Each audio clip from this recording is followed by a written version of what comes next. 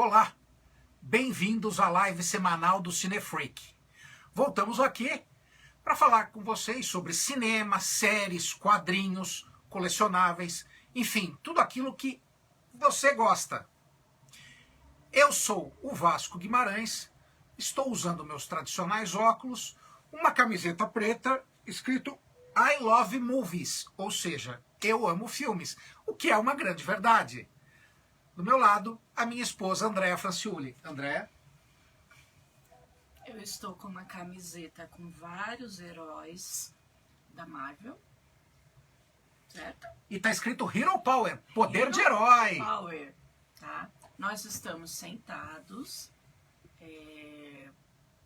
atrás da gente temos uma estante com diversos colecionáveis da coleção particular do Vasco. É o cenário do Cinefreak. E está em expansão, diga-se de passagem. Nessa semana, há pedidos do nosso amigo Douglas Bremansky, já pedido antigo do Douglas. Vamos falar de Marvel, mas com foco em Marvel no cinema. Bom, vamos lá. A Marvel surgiu como uma resposta a DC Comics, ou seja, ela surgiu depois da DC. Os heróis que foram criados para a linha da Marvel, eles são respostas desta editora aos heróis da DC Comics. Bom, é por isso que se você curte bastante, assim como eu, as duas editoras, sim, porque existe uma competição entre quem gosta de DC e quem gosta de Marvel, assim como existe uma competição entre quem gosta de Star Wars e quem gosta de Star Trek. No fundo é besteira, as duas são muito boas, as quatro na verdade, são muito boas, então normal quem gostar de DC também gostar de Marvel, porque as duas apresentam produtos de grande qualidade, tem coisa ruim em uma, tem coisa ruim em outra, tem filmes que poderiam ser feitos melhores em uma e na outra também. Então não há por que haver essa competição, haver essa divergência entre os fãs de uma e os fãs de outra. Bom, a Marvel, ela surge na década de 30, em 1939, fundada por um cara chamado Martin Goodman. Na verdade, a Marvel, ela se chamava Western Supernovel, ela tinha uma série, ela era Timely Magazine, e ela tinha uma série chamada Western Supernovel Magazines, ou seja, revistas de histórias de western. Eram histórias de bang bang, de faroeste. Por quê? Porque quando surgiu na década de 30, as revistas em quadrinhos eram consideradas pulp magazines, que são revistas que tinham histórias mais adultas, mais sangrentas, de detetive, de western e espaciais. Então, elas eram focadas basicamente nisso. Quando o Martin Goodman, fundou em 39 a Marvel, a primeira revista que foi lançada foi em 31 de agosto, foi a Marvel Comics, a revista em quadrinhos Marvel. Marvel significa maravilhas. Então a gente pode dizer que a revista... Eu ia perguntar o que Marvel Maravilhas. Maravilhas. É, Marvelous. Maravilhas. Marvel, então, Marvel Comics era a revista de maravilhas, que tinha os personagens que eram diferentes do que estava acostumado a ser publicado. E quais são os dois primeiros personagens da Marvel que surgiram?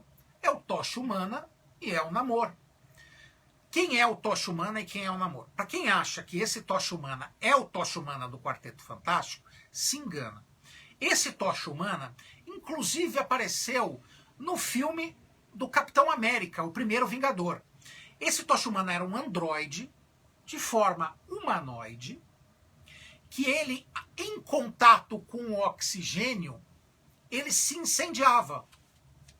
Então o primeiro Tocha Humana, que era um personagem sozinho, ele era um androide. E quem era o Namor? O Namor, para quem não conhece, é o Príncipe Submarino. Ele é a versão da Marvel do Aquaman. Ele é um personagem que vive no fundo do mar. Ele também tem poderes semelhantes ao do... Então, o Bernardo, que acabou de entrar, Bernardo, seja bem-vindo, ele falou que o saudoso Marcelo também gostava do Namor. O Namor era um personagem bem antigo. Ele tinha animações que passavam na TV e essas animações eram bem toscas, tá? Tinha o personagem, a cara parada e a boca mexia. A boca ficava mexendo. Era muito engraçado. E o Namor é uma versão como se fosse parecida do Aquaman. E ele é realmente, assim como o Bernardo está falando, mais legal do que o Aquaman. O Aquaman dos quadrinhos, não confunda com o Aquaman do Jason Momoa. O Aquaman dos quadrinhos. E a Marvel, agora na próxima fase deles, eles devem trazer, começar com citações, claro, e até finalizar a próxima fase, com a introdução do Namor. Porque, inclusive, o Namor é um dos primeiros personagens da Marvel. Então, nada mais justo do que trazer um dos primeiros personagens. Isso foi em 1939. Como eu falei, a Western Supernovel Magazine, que era a revista de Velho Oeste, de Bang Bang, ela existia desde 1933. E ela passou por essa reformulação, porque em 1939, no começo do ano, a Marvel surgiu em agosto. No começo do ano, em 38, na verdade, em 38 surge o Superman, o primeiro super-herói. Super-herói com superpoderes. Então, é uma resposta da Marvel a esse tipo de mercado que está se iniciando. Na década de 40, quando começa em 39 e entra na década de 40, em 41, a Alemanha invade a Polônia. Os nazistas começam sua ascensão, eles começam a invadir a Europa e começa o reinado de terror do eixo, que era composto pela Alemanha, a Itália e o Japão. Isso é história, isso não é opinativo, isso é história. Então, essa mídia, os quadrinhos, começam a refletir essa realidade da guerra. E a Marvel se une, então, a Jack Kirby e ao Stan Lee, o pai dos personagens da Marvel. O Stan Lee não fundou a Marvel. O Stan Lee co-criou, na verdade, a grande maioria dos personagens da Marvel. Então, o Stan Lee chega e junto com o Jack Kirby, eles criam personagens que habitariam a realidade da Segunda Guerra. Então, era comum a gente ver, assim como o Bernardo está salientando, o Capitão América dando um soco na cara do Hitler. Essa citação é feita também no filme do Capitão América, o Primeiro Vingador. Aquilo que está no filme, que se passa na guerra, aquilo realmente aconteceu nos quadrinhos na época da guerra. O Capitão América, ele foi criado para existir durante a Segunda Guerra Mundial. Ele era a versão da bravura dos soldados americanos em batalha contra os nazistas. E ele ficou datado. É por isso que nos quadrinhos, quando acaba a guerra, ele é congelado e ele ressurge na modernidade, porque era um jeito de trazer esse personagem. Mas eu vou chegar aí. Então, as histórias da Marvel, elas passam a refletir as batalhas no fronte, as batalhas na guerra. E não só o Capitão América, vários heróis passam a ter aventuras durante a guerra. A guerra acaba. O que acontece? Durante a década de 50, há um pequeno marasmo dentro da Marvel. A editora passa por uma primeira crise grave, quase fale, e eles pegam, junto aí com o Stan Lee, o Joe Quesada, o Jack Kirby, eles resolvem fazer uma resposta ao que a DC Comics está fazendo. Na década de 50 e 60, a DC Comics investe nos grupos de heróis, e a Marvel não fica atrás. Então, com o Jack Kirby e o Stan Lee, eles criam o Quarteto Fantástico. O Quarteto Fantástico, então, é o primeiro supergrupo da Marvel. Ele surge como uma resposta ao que está sendo criado na DC Comics. E ele introduz o conceito de equipe na Marvel. Posterior ao quarteto, surgem os Vingadores.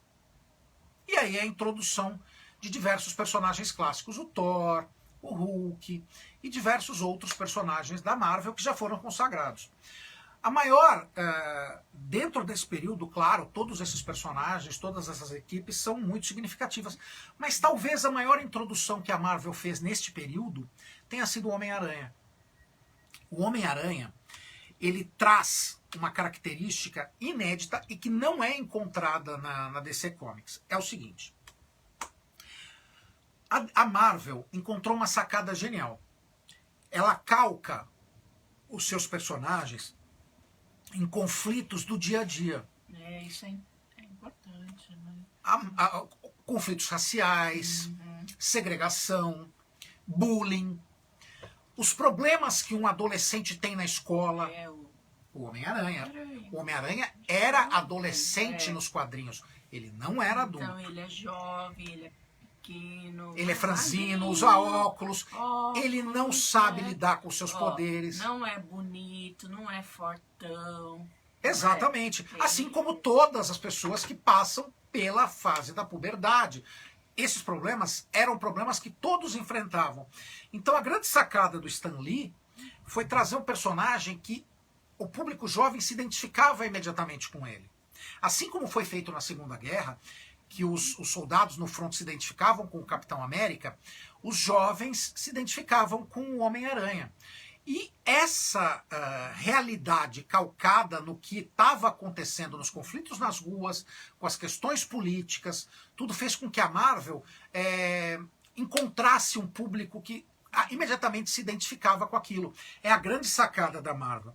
Enquanto a DC ela trazia super-heróis que tinham poderes vindos de fora do planeta, alienígenas, criaturas que não eram identificáveis com a realidade do fã, a Marvel não.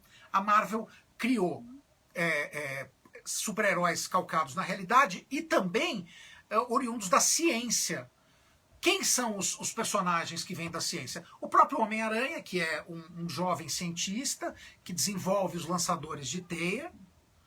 O Hulk, que é um cientista que pesquisa a radiação gama e acaba sendo exposto à radiação depois de uma explosão de uma bomba gama. E o Homem de Ferro, que é um cientista que cria uma armadura.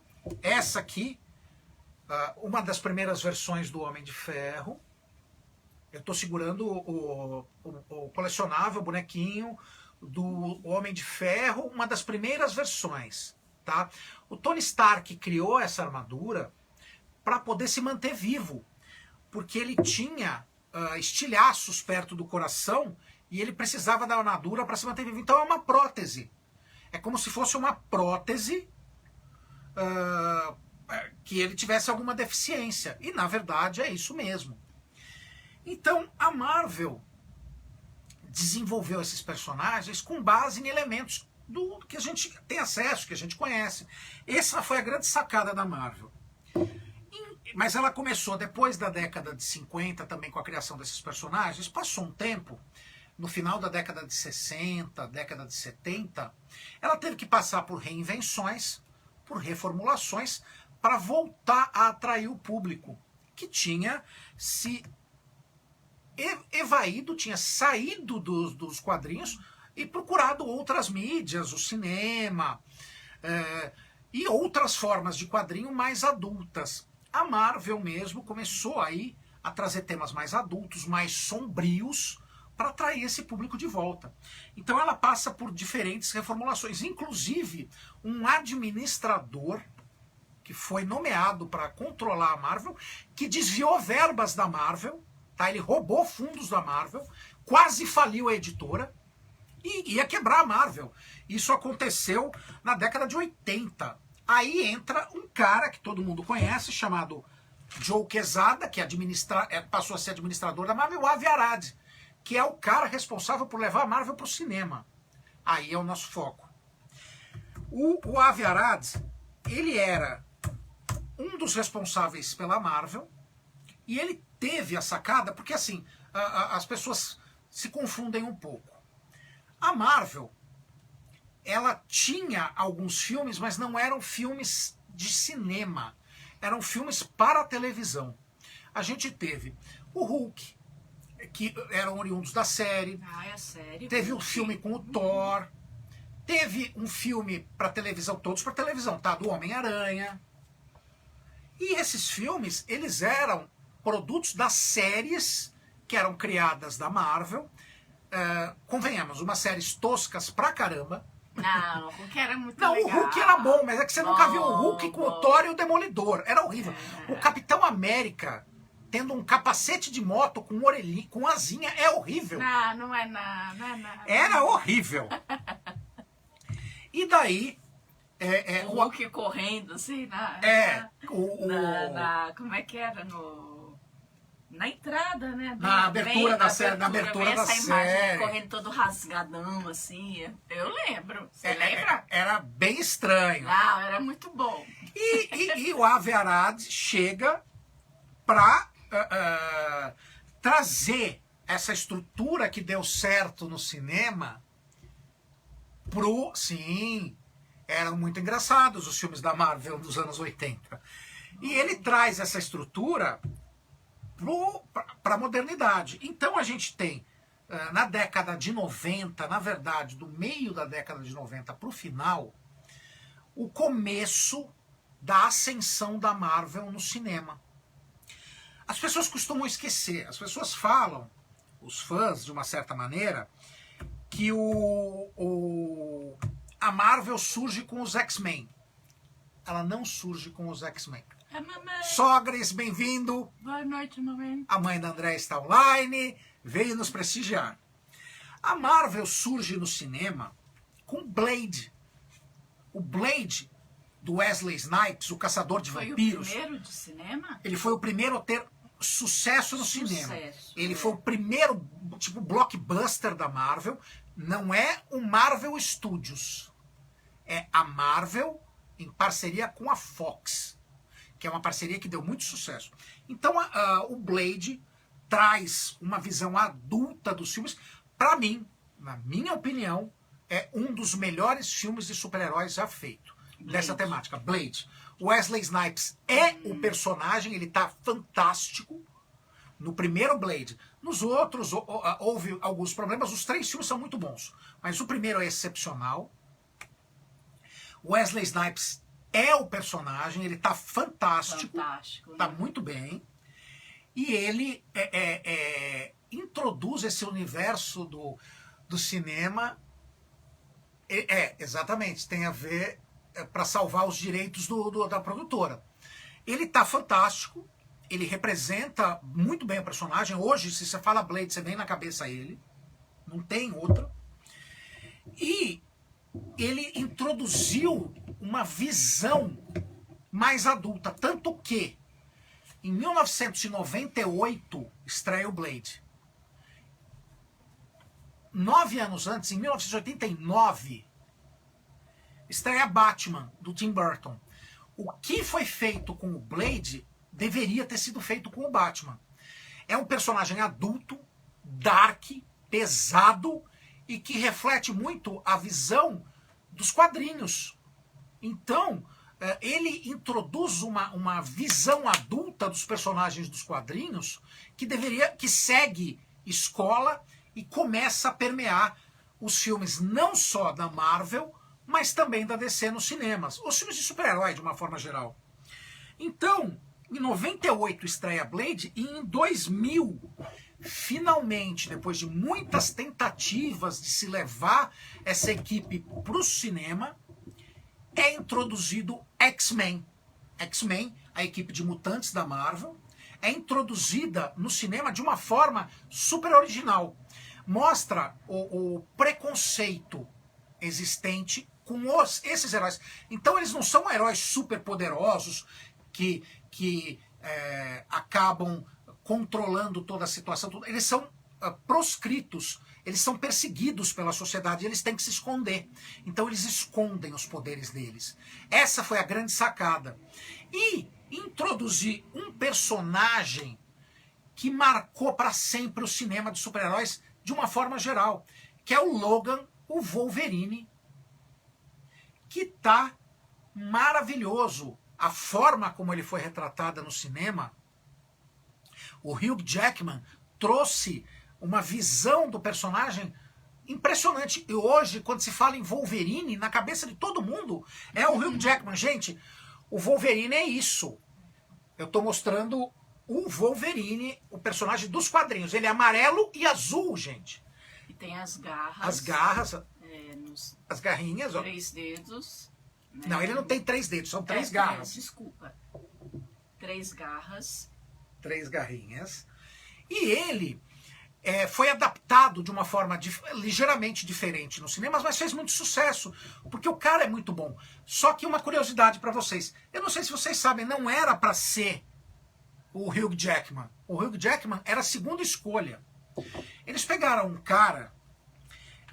não adianta falar o nome, que vocês não vão associar.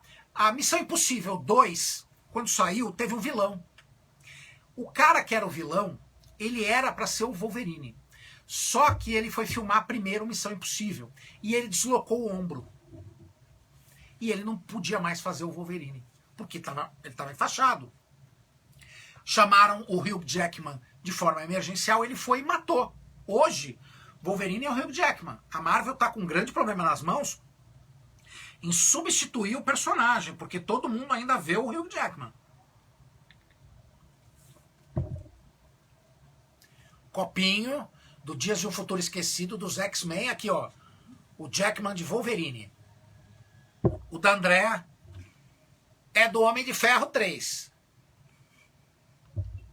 E daí, com isso, com os personagens da formação de uma das formações, não foi a primeira formação, mas de uma das formações mais famosas dos X-Men, eles surgem no cinema com um filme que traz personagens que são perseguidos por causa de uma característica genética, fazendo uma alusão explicitamente à perseguição racial e à perseguição sexual. Isso automaticamente transformou X-Men num sucesso e abriu caminho para X-Men 2, X-Men 3 e as suas derivações, que vem o Wolverine, inclusive, mais recentemente, o Deadpool.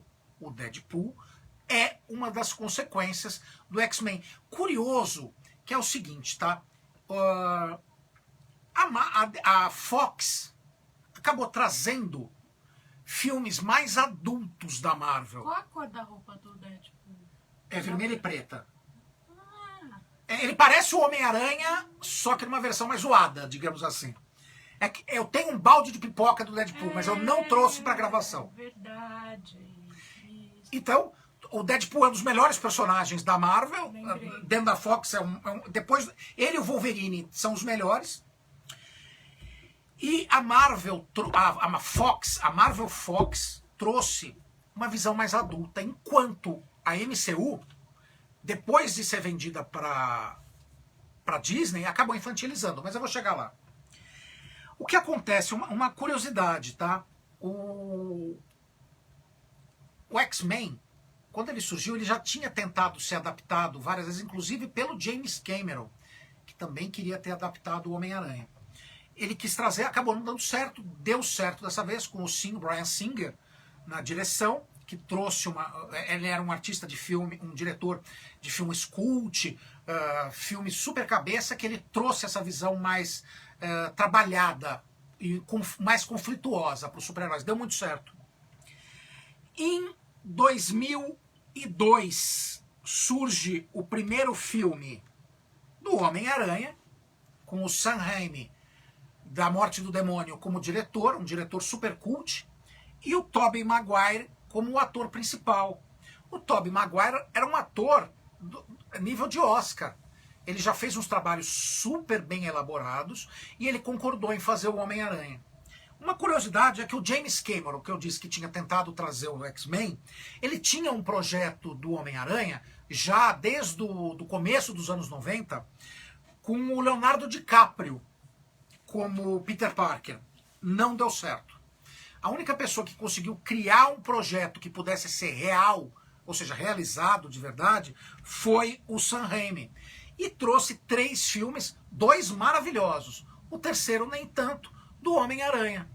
E o Homem-Aranha do Maguire, do Tobey Maguire, é um dos melhores exemplos do Homem-Aranha no cinema. Até hoje, muita gente, você fala do Homem-Aranha, é o Tobey Maguire. Bom,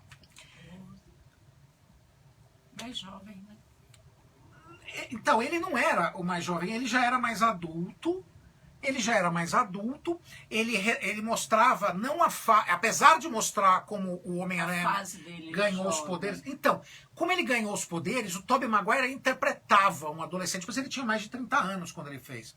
Mas, né, É a diferença do Tom Holland, que é o Homem-Aranha atual, que ele representa mesmo um adolescente, ele é uma pessoa muito jovem, e ele mostra, representa muito bem o Homem-Aranha quando ganhou os poderes, que era adolescente. Então ele mostra esses conflitos adolescentes. No filme do Tobey Maguire é muito legal, é muito ligado ao universo dos quadrinhos do Aranha, mas ele não tem a idade que representa no filme, na história do Homem-Aranha. Mas é muito bom. E foi dos maiores sucessos da Marvel no cinema, a trilogia do Homem-Aranha. Todo mundo queria ver o Homem-Aranha no cinema. Bom, depois disso, a gente teve o Quarteto Fantástico, da Fox também, que não foram 2 filmes, mas que não representavam muito bem o conceito dos personagens dos quadrinhos. Apesar de colocar algumas coisas legais, a gente vê aí o ator que hoje faz o Capitão América, o Capitão América, eu estou segurando o colecionável do Capitão América. Ele tem a roupa na cor azul. A bandeira dos Estados Unidos. Que representa a bandeira dos Estados Unidos. E ele tem o escudo com uma estrela no meio. Né? Então ele representa o típico soldado americano. Ele é o ideal americano. O ideal americano. E daí veio o filme do Quarteto Fantástico, que também pela Fox. Daí a Universal trouxe o Hulk. Algumas inserções do Hulk. Não é o Hulk do MCU.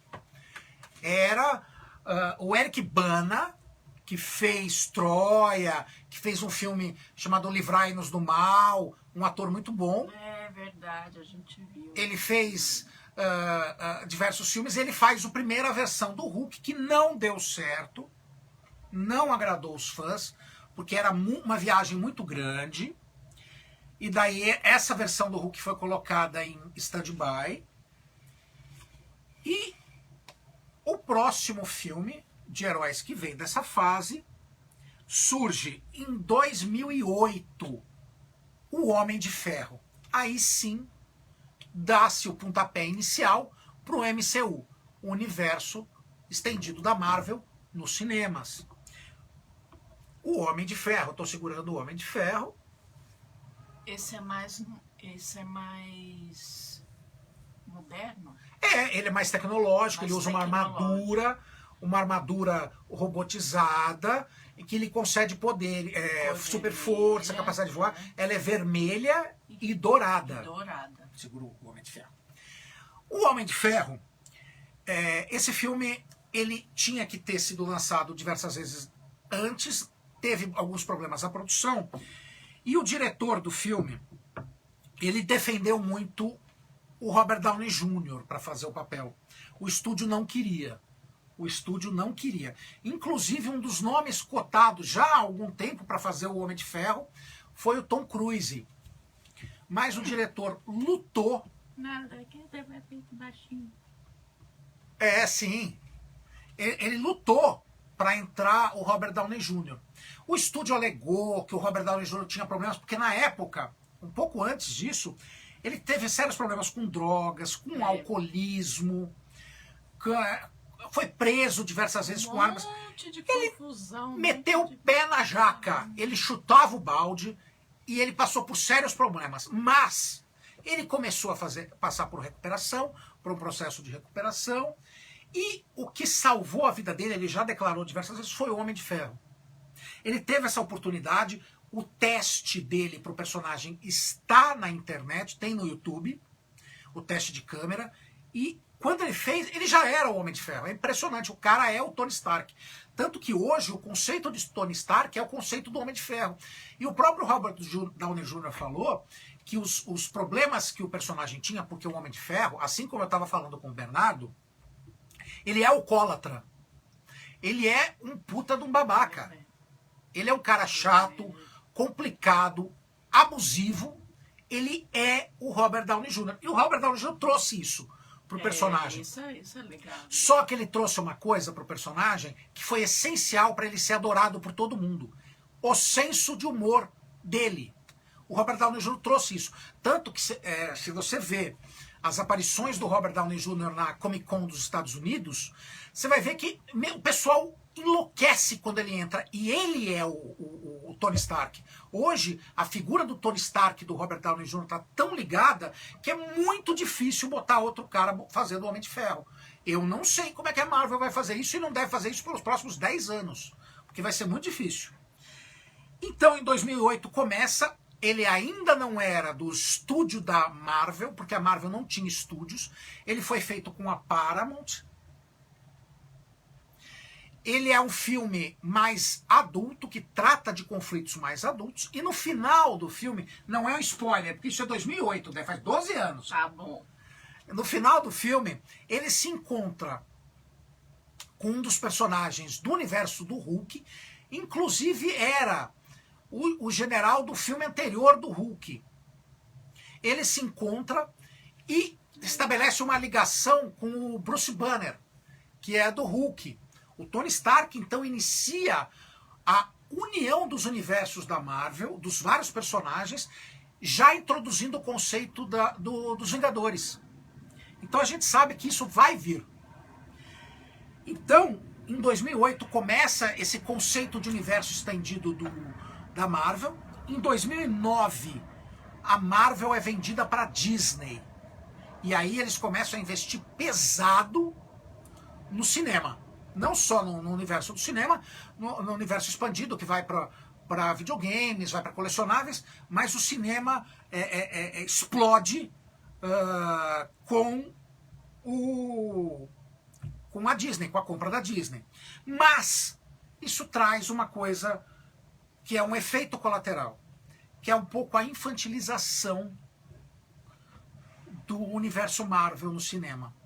No começo, nem tanto, tá? A gente tem um filme maravilhoso, que é o primeiro Vingadores, que para mim é o melhor Vingadores, o primeiro. Ele é nostálgico, ele é um presente para os fãs, ele é extremamente agradável de se ver até hoje. Ele define muito bem os personagens. O grande problema de se fazer um filme de super-heróis é exatamente você balancear o tempo desses heróis na tela. E o Vingadores faz isso magistralmente. É muito bom. O primeiro Vingadores é muito bom. O 2 não foi tão bom e depois começou a cair um pouco a qualidade, né? Não é que são ruins, mas eles não têm o apelo, o charme que o primeiro Vingadores tem. O primeiro foi muito bom. E daí a gente tem filmes do Thor, a gente tem filmes de outros, do Capitão América. O Capitão América, quando surge no cinema, ele dá a ideia mesmo que vai vir os Vingadores. O primeiro Capitão América é muito bom. A gente teve outros filmes, tá? A gente teve o Motoqueiro Fantasma, a gente teve outros filmes da Marvel. Eles não integram o MCU. O primeiro filme que dá mesmo essa ideia, sem dúvida nenhuma, é do Tony Stark, do Homem de Ferro. Não tem um game decente da Marvel. É verdade. Em games, assim como em animações, eles não batem a DC. No cinema, apesar de ter tido coisas muito boas, a trilogia do Cavaleiro das Trevas e outros exemplos, que eu acho que são filmes excepcionais, muita gente não acha, por exemplo, a versão estendida do Batman vs Superman, a DC não conseguiu bater a Marvel no cinema, porque a Marvel tem A Disney por trás. Isso é indubitável. E porque ela respeita os diretores. Ela dá uma liberdade muito grande para os diretores, coisa que a DC não faz. A gente vê o exemplo do Zack Snyder, que dirigiu Liga da Justiça, foi cortado logo no começo, puseram o Joss Whedon, que dirigiu o primeiro Vingadores, o primeiro e o segundo, e acabaram com o conceito do Zack Snyder, do Liga da Justiça, não respeitando o diretor, coisa que a Marvel não faz. A Marvel respeita a visão do seu diretor. Ela ampara o diretor. É uma das lições que a Warner, a DC, tinha que aprender com a Marvel. Não copiar, mas entender o que eles estão fazendo certo. E não faz. Então, em 2009, a Disney começa a investir pesado, começa uma concorrência grande no cinema com a DC. Essa concorrência é bem grande e faz com que comece essa divisão de público. A Marvel continua fazendo blockbuster atrás de blockbuster, sempre aliada à Disney. Ela começa a tentar unificar o seu universo. A Disney compra a Fox. Então o direito dos personagens que era da Fox, que é os X-Men, o Quarteto Fantástico, passam de volta para a Marvel. Então eles podem usar esses personagens do futuro. O Hulk, ele podia ser usado dentro dos Vingadores, mas não poderia ter um filme solo, porque ele pertence à Universal. Os direitos de filme do Hulk, filme solo do personagem, é da Universal.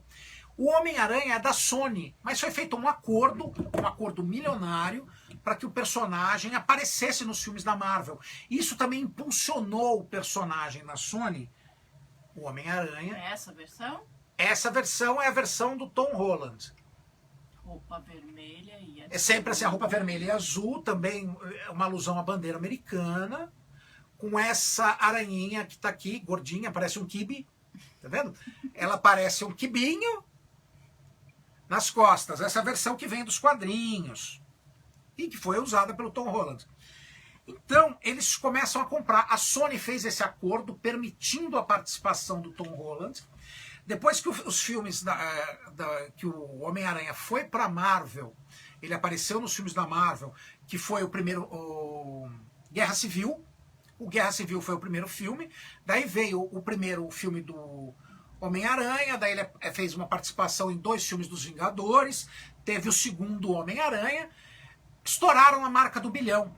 E a Sony viu que precisava da Marvel para isso, porque no filme do Homem-Aranha da Sony, o primeiro com o Tom Holland, o Robert Downey Jr. apareceu como Homem de Ferro.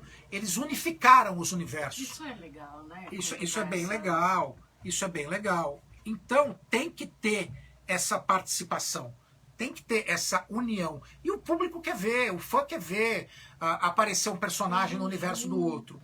Outra coisa que a Marvel fez muito bem nesse mesmo período foi as séries dos personagens da Marvel na Netflix. A gente teve Demolidor, Jessica Jones, o Cage, a gente teve o Punho de Ferro. A série do Punho de Ferro não foi um acerto, tá? Apesar de ter algumas coisas legais, a abordagem do Punho de Ferro na Netflix não foi muito legal. E teve uma série em que eles se uniram, esses personagens se uniram, criaram um grupo e também tiveram uma temporada com eles todos contracenando.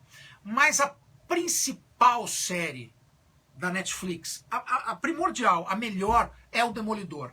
O Demolidor não foi introduzido nessa fase da Marvel. Ele tinha um filme com o Ben Affleck também na Fox, que não fez muito sucesso porque ele foi tremendamente editado, foi cortado. A visão que vocês assistiram não é a visão real do filme. Procurem a versão do diretor que você vai ver que o filme é bem melhor. Mas assim, ele foi, ao invés de ir pro cinema, ele foi pra TV, na Netflix.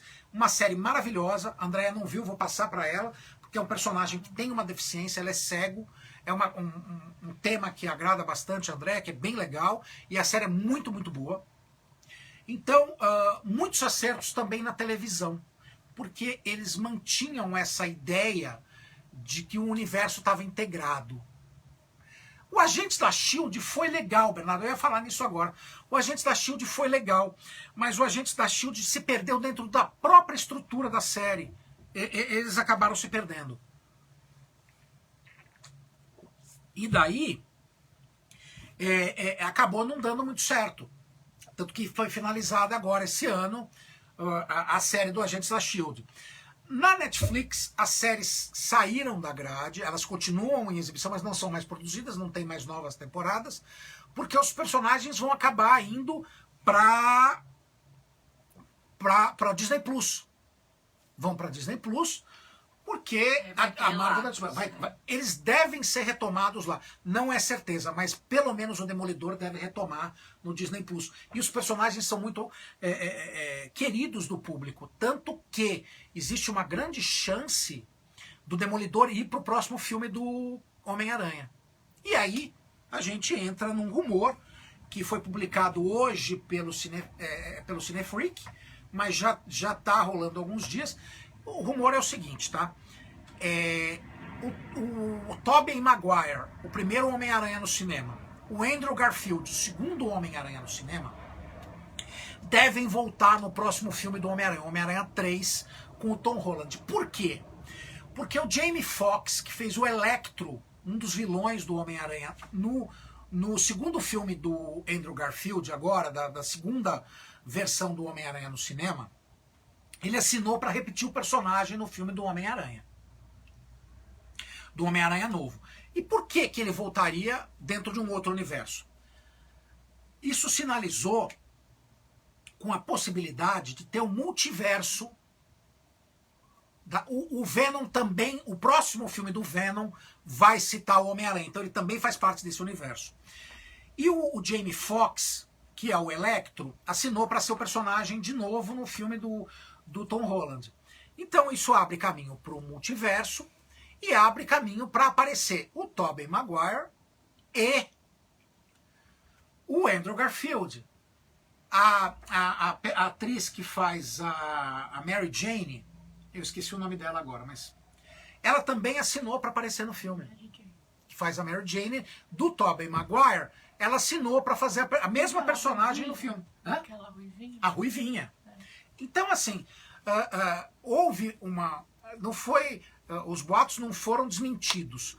O que a Sony notificou não há confirmação da assinatura do contrato, mas em nenhum momento eles disseram que os caras não iriam fazer os personagens. A ideia da Sony é trazer sim o Tobey Maguire e o Andrew Garfield para um filme junto com o Tom Holland, trazendo assim os personagens, como foi o Homem-Aranha no Spider-Verse, essa animação maravilhosa que concorreu ao Oscar, trazendo várias versões do personagem. A gente deve então ver várias versões do Homem-Aranha no próximo filme do Tom Holland. Tudo isso na expectativa. Só. Tudo isso, sim, na esperança de que o filme traga esses personagens, ele traga diversas versões do Homem-Aranha, já conhecidas do público, no próximo filme.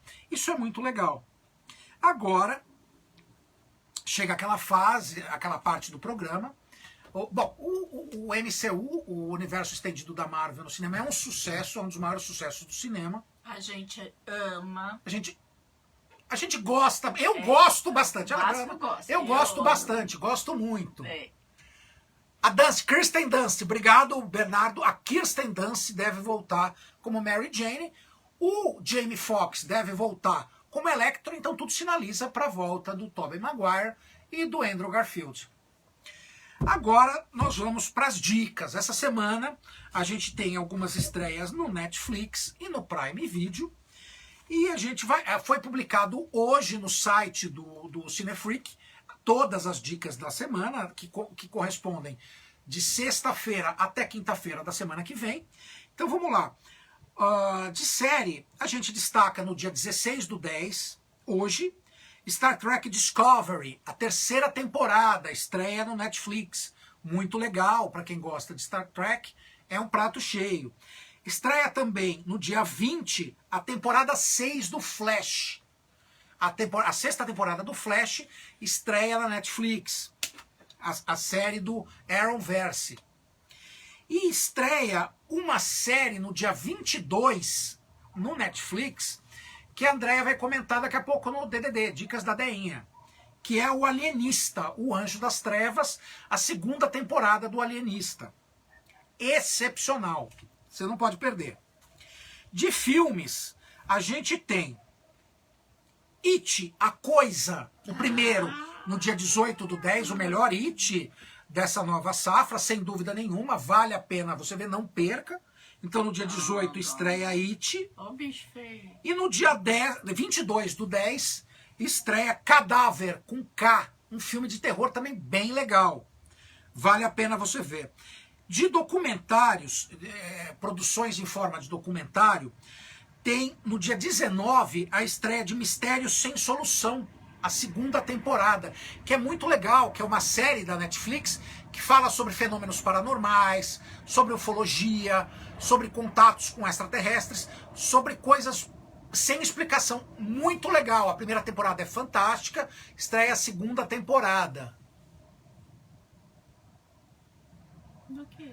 A segunda, o segundo It é ruim. Ele falou que é uma ótima comédia, assim, porque É verdade, né? xoxo, mas o primeiro é muito bom. Primeiro, It. Então assistam no dia 19 Mistério Sem Solução, maratona a primeira temporada e não perca a segunda. E a gente tem da Prime Video, aí sim, um filmão que estreia no dia 20, Infiltrado na Clã, que concorreu ao Oscar com o ator que é filho do Denzel Washington. Ele está maravilhoso no papel. Ele faz um agente do FBI que estabelece contato telefônico com um dos caras que é um dos líderes da Ku Klux Klan. Quem não sabe, Ku Klux Klan é uma das maiores instituições racistas que existe. É um grupo nos Estados Unidos que estava infiltrado dentro da política, da polícia. E esse filme mostra como um cara negro, um agente negro, desbaratou uma das grandes lideranças dentro da Ku Klux Klan. E o filme tem um grande apelo cômico, porque na verdade essa estrutura é super cômica. Um dos caras mais racistas do mundo, que é um dos líderes da clã, acaba se afeiçoando muito a um cara que ele nunca viu, que é um negro. É maravilhoso. Esse filme concorreu ao Oscar, Infiltrados na Clã. Esse merece que você veja no dia 20 no Prime Video. Bom, outra dica que a gente tem, aí é uma novidade, a série Dexter, maravilhosa essa série. Ele é um serial killer que mata serial killers, tá? Maravilhosa. Ela vai ter, faz 7 anos que acabou a série, ela terminou, ela vai ser retomada do ponto que parou, mostrando a vida do personagem Dexter hoje em dia, em uma minissérie com 10 episódios. O Dexter é maravilhoso, tem no Prime Video todas as temporadas. Se você quiser conhecer o personagem, vá na Prime Video, assista Dexter, é muito bom. É uma série adulta, tá? É uma série pesada, ela mostra crimes de um serial killer, mas é muito boa. Vale a pena você assistir. E uma coisa legal, mesmo para quem não tem TV a cabo, quem não tem Netflix, é uma estreia que aconteceu ontem no Canal Brasil, que é o 10.1. Você vai indo com a sua televisão até o 10.1, tem o Canal Brasil, sempre na faixa das 23 horas. A gente tem o Batman do Adam West. A série voltou, ela tá remasterizado o som, as imagens estão bem melhores, então a série foi toda trabalhada para essa exibição e passa sempre na faixa das 23 horas. TV aberta, né? TV aberta no Canal Brasil. Canal Brasil 10.1. É a estreia, a dica da estreia da semana, o Batman, do Adam West. Agora a gente tem o DDD, as dicas da Deinha. Vai lá, Dé, o que você tem para falar? Bom, lembra que semana passada a gente falou que a gente ia ficar fazer uma maratona, né? Nós fizemos, não foi, amor? Foi. Então ficamos sentados lá assistindo. A Maldição da Mansão Bly. Da Mansão Bly, da Mansão Bly. que ele sempre achou que fosse uma continuidade, né, amor? A gente achava que ia ter a sequência da Residência Rio, a Maldição da Residência Rio, mas é uma outra história, só que com os mesmos atores, né? Pegou alguns ali, Pegou né? do primeiro, fazendo outros personagens. Então, a Mansão Bly, minha opinião, ele é um Residência terror... Bly. Mansão. Eu tô confundindo. É Mansão, ela tá certa, gente. Mansão. Escutem a Andréia. Ele é um terror, assim, mais psicológico, né, Né? amor? Psicológico. Já o Residência Rio é mais raiz. É um terror mais pesado, pesadão. mais fortão. Bom também, muito bom. Muito, muito bom. Então, não é que um é São melhor, estilos diferentes. Estilos muito diferentes, né? Então, eu gostei bastante dos dois, mas eu gosto do terrorzão raiz aí, né? Então, ele... O primeiro, ele não é melhor, ele é diferente. É diferente, mas de qualquer forma fica a dica. Aqui em São Paulo a gente tá num dia bem frio, chuvoso, feião, então vale a pena maratonar.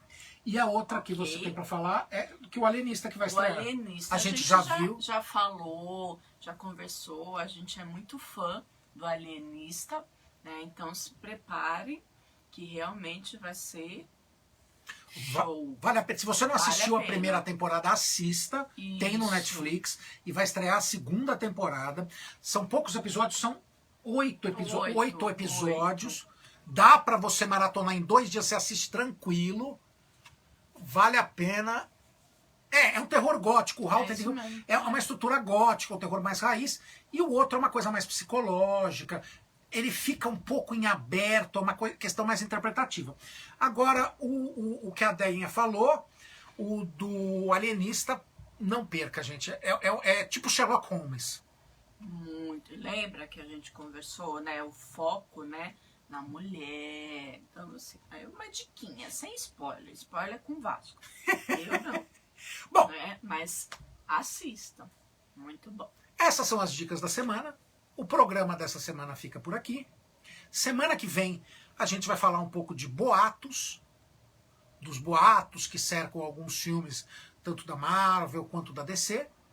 A gente vai comentar um pouco sobre isso, inclusive contando com a participação de vocês. Na hora vocês podem comentar alguns boatos. Vamos fazer um bate-bola. Um bate-bola. E por hoje é só. A gente fica por aqui e a gente se vê na semana que vem. Obrigado por nos acompanhar até agora e continuem seguindo o Cinefreak. Obrigado, gente. Bom final de semana. E não esqueçam de maratonar. Tchau, gente. Boa noite. Agora nós vamos encerrar a nossa live, tá? Boa noite. Nos encontramos semana que vem.